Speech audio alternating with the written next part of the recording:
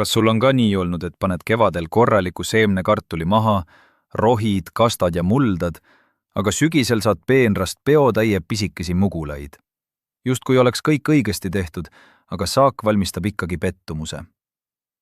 Väga võimalik, et probleem ei ole sordis, mullas ega isegi väetises. Probleem võib olla hoopis selles, kui tihedalt sa kartuli maha paned. Täna räägime ühest väga lihtsast asjast, mis võib kartulisaaki muuta rohkem, kui paljud arvavad. See on vahe taimede vahel. Kui palju ruumi peab kartulipõõsale jätma, et ta kasvataks korralikud suured mugulad, mitte ainult ilusa rohelise pealse? Video lõpuks tead täpselt, millist vahemaad kasutada Eesti aias, millal istutada veidi tihedamalt, millal harvemalt ja miks liiga kitsas istutus võib kogu suvise töö ära rikkuda. Meil Eestis on kartul vana ja tuttav kultuur. Paljudel on kuskil maakodu, suvila või väike aiamaa, kus ikka mõni vagu kartulit maha pannakse. Vanasti oli loogika lihtne. Mida rohkem mugulaid mulda mahub, seda rohkem kartulit sügisel saab. Sellepärast pandi kartulit sageli väga tihedalt. Vagusid tehti lähestikku ja mugulad visati maha nii, et peaaegu iga tühi koht saaks kasutatud. Kui aiamaa on väike, tundub see ju mõistlik. Eriti siis, kui tahaks kasvatada nii kartulit, porgandit, sibulat, tilli, hernest, kui ka veel paar kõrvitsataime. Aga kartul ei tööta nii. Kartul ei anna head saaki lihtsalt sellepärast, et taimi on palju. Ta annab hea saagi siis, kui igal taimel on piisavalt ruumi, valgust, õhku, niiskust ja toitu. Kujuta ette väikest tuba, kuhu pannakse elama liiga palju inimesi. Õhku ei jätku, liikumiseks pole ruumi ja kõik hakkavad üksteist segama. Täpselt sama juhtub kartulipeenras, kui taimed on liiga tihedalt. Kartulil on vaja oma ala. Maa all kasvavad juured ja külgvõsud, mille otsa moodustuvad mugulad. Kui kartulitaimed on üksteisele liiga lähedal, hakkavad nende juured omavahel konkureerima. Iga taim võitleb vee, toitainete ja ruumi pärast. Sellises olukorras kulutab taim jõu ellujäämisele, mitte suurte mugulate kasvatamisele. Pealsed võivad olla isegi ilusad ja kõrged, aga maa all on tulemus kurb.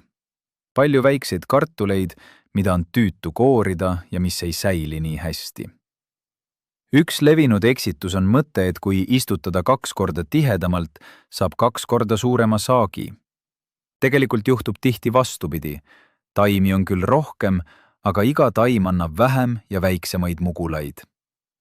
Sügisel võtad põõsa üles ja näed, et suurte kartulite asemel on seal hulk pisikesi nupukesi. Kogu kaal ei pruugi olla suurem. Vahel on see isegi väiksem kui korralikult harvendatud istutuse puhul. Seepärast tasub meelde jätta üks lihtne põhimõte. Rohkem seemnekartulit mullas ei tähenda automaatselt rohkem toitu keldris. Kartul vajab niinimetatud toitumisala, see tähendab mullapinda, kust üks taim saab võtta vett ja toitaineid. Kui seda ala on liiga vähe, on taim justkui väikeses potis. Sa võid sinna väetist panna, aga juurtel pole piisavalt ruumi, et tugevaks kasvada ja kõike ära kasutada. Eesti oludes on see eriti oluline, sest meie suvi ei ole alati pikk ja stabiilne. Mõni aasta on juuni kuiv ja kuum, mõni aasta on juuli ja august niisked ning jahedad. Kartul peab lühikese ajaga jõudma kasvatada korraliku juurestiku, tugeva pealse ja mugulad. Kui ta alustab elu kitsikuses, on ta kohe kehvemas seisus. Teine väga tähtis asi on valgus. Kartul vajab päikest. Lehed teevad kogu töö, mille tulemus lõpuks mugulatesse liigub. Kui põõsad on liiga tihedalt, sulguvad pealsed kiiresti ühtlaseks massiks. Alumised lehed jäävad varju, kolletuvad ja lõpetavad töö. Taim venib siis ülespoole. Varred muutuvad pikaks ja nõrgaks, sest nad otsivad valgust. Aga ilus, kõrge pealne ei tähenda veel head saaki. Oluline on see, kui palju energiat taim suudab mugulatesse saata. Kui jätad taimede vahele piisavalt ruumi, saab iga põõsas valgust igast küljest. Lehed töötavad paremini ja mugulad kasvavad suuremaks. Päike on tasuta väetis, aga liiga tiheda istutusega võtame selle kartulilt ise ära. Eestis tuleb rääkida ka haigustest, eriti kartulilehemädanikust.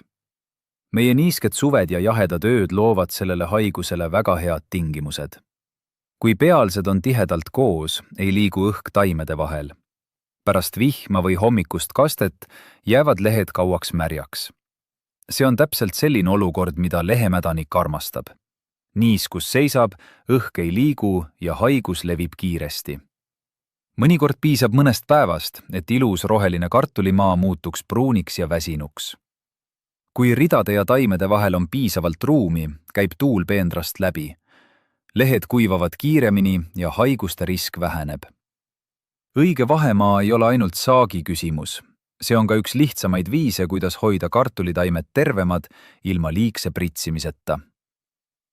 Nüüd konkreetsete numbrite juurde. Tavalises Eesti koduaias on hea põhireegel selline. Jäta kartulite vahele reas umbes 30–40 sentimeetrit.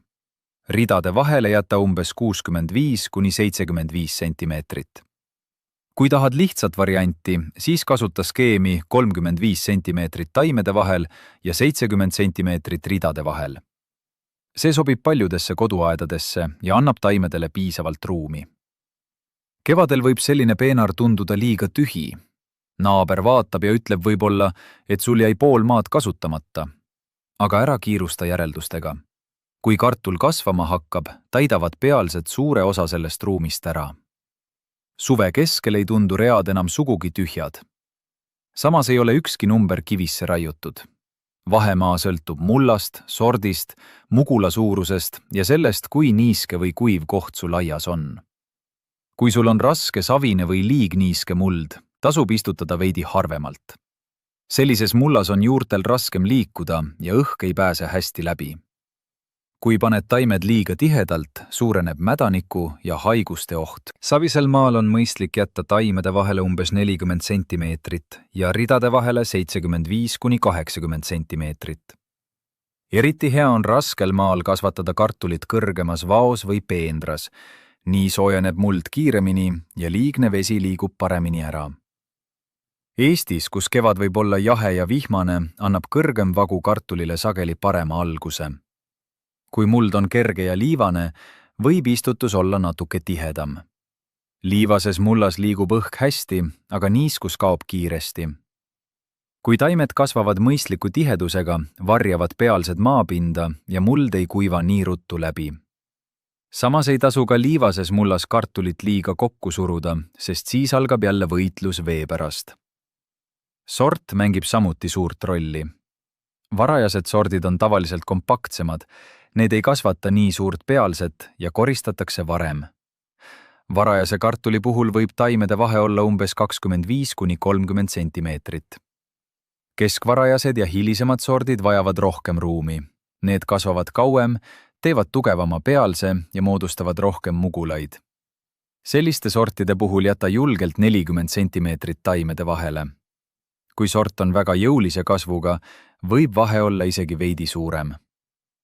Eesti kliimas tasub hiliste sortidega olla tähelepanelik. Meil võib sügis tulla kiiresti, ööd lähevad jahedaks ja augustis võib lehemädanik tugevalt peale tulla. Kui kasvatad hilisemat sorti, anna talle ruumi ja õhku. Nii on tal parem võimalus enne sügist tugev saak valmis kasvatada. Oluline on ka seemnekartuli suurus. Klassikaline seemnekartul on umbes kanamuna suurune.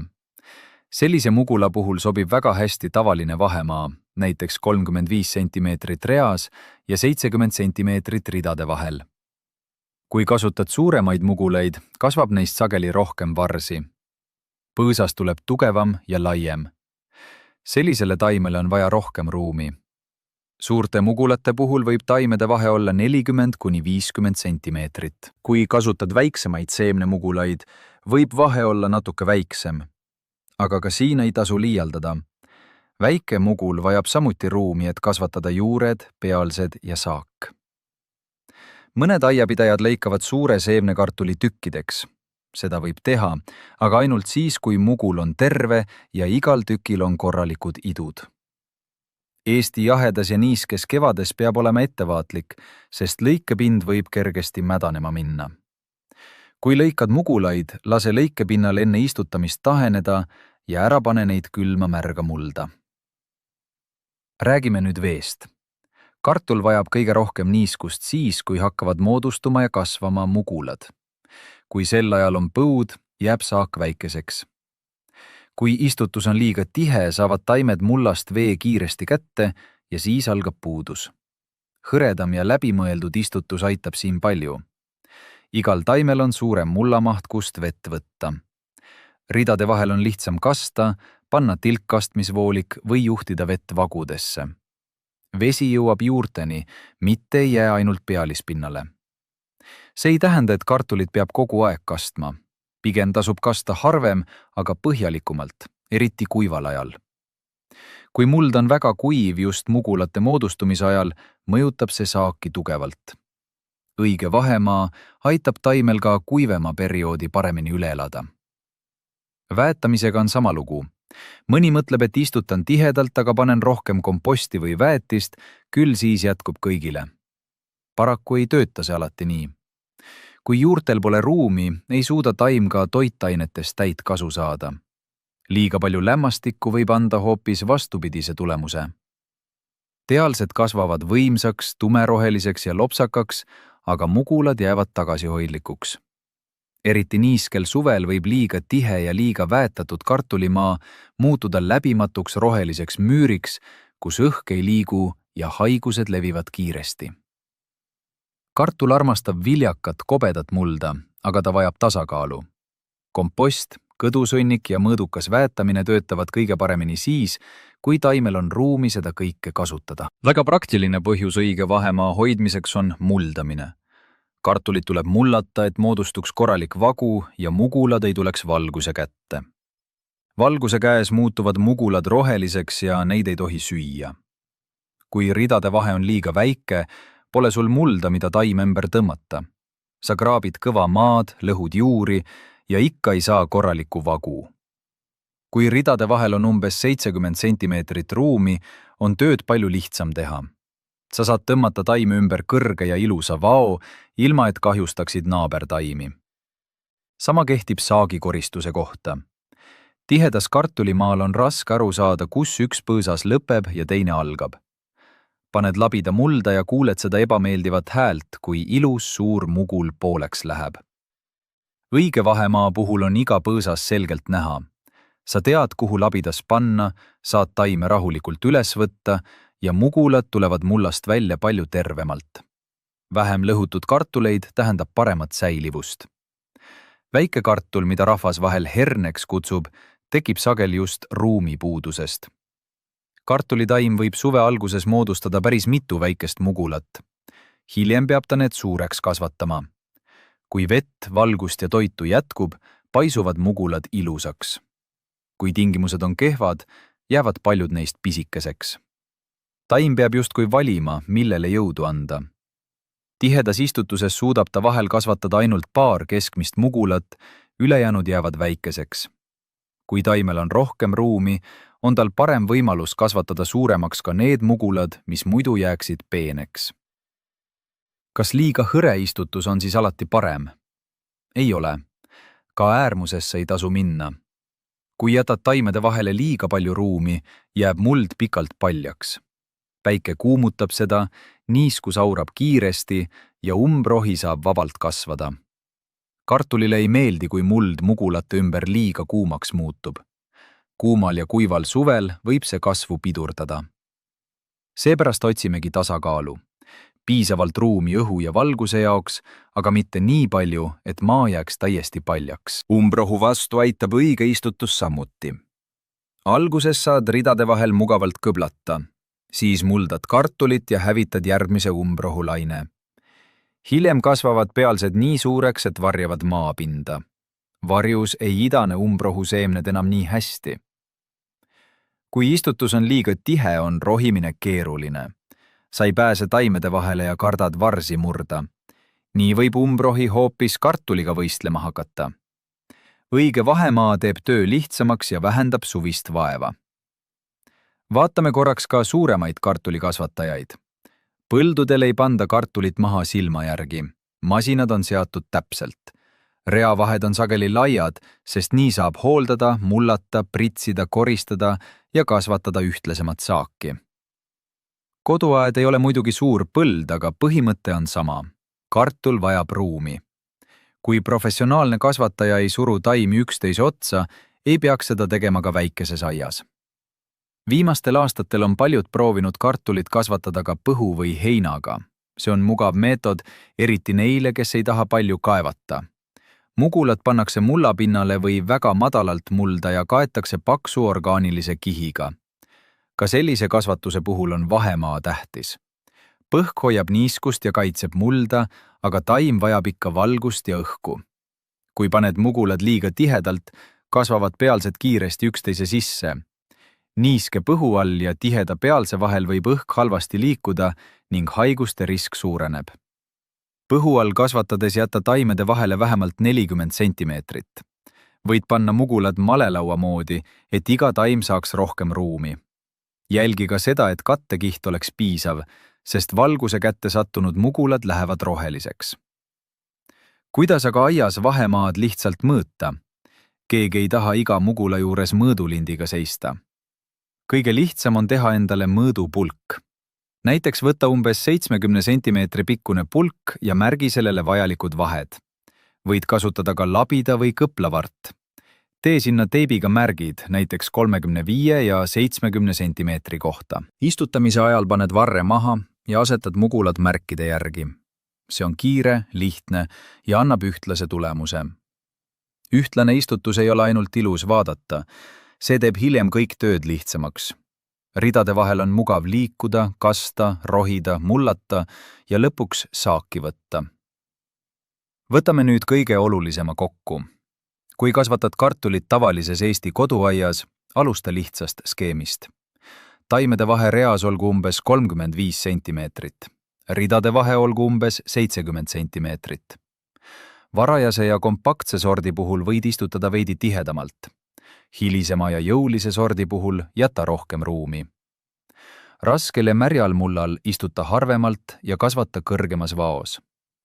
Kergel liivmullal jälgi eriti niiskust ja ära lase mullal mugulate kasvuajal läbi kuivada. Ära karda kevadel tühjana näivat peenart. Kartul täidab selle ruumi kiiresti. Palju hullem on see, kui taimed peavad kogu suve kitsikuses võitlema. Õige vahemaa annab kartulile valgust, õhku, vett ja toitaineid.